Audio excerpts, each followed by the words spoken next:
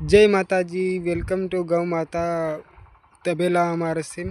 આ જોઈ રહે છે, આ આટલો મોટો તબેલો બનાવ્યો છે, જેમાં આપણે પાસે ગૌ છે, જે આપણે 10-15 ગૌ મૂકેલા છે, જેમાં આપણે તેના દૂધ કાઢીએ છીએ।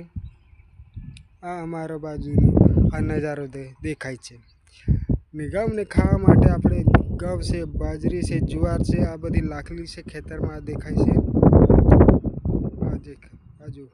આ બધું દેખાય, આ ઘઉં છે, બાજરી છે અને જુવાર છે, આ બધી લાખેલી છે। ઘઉંના સૂકુચારો ખાવા માટે બી આ બધો સ્ટોકમાં છે, જેમાં આપણે ઘઉં હજુ પણ લાવવાની છે, જે 50-100 લાવવાની છે, કેમ કે આ ખેતર જેવો દેખાય આમાં મોટો આપણે હજુ બી 40 ફૂટ મોટો ઓળું બનાવવાનું છે અહીંયા તબેલું, જેમાં આપણી પાસે 50-60 તો કમસે કમ રહેશે જ ઘઉં, જેમાં આપણે 2-3 માણસોના બી જરૂર છે, જે એનું સારવાર કરી શકે એમ।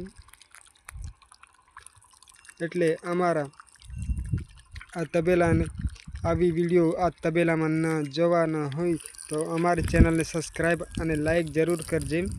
જય માતાજી।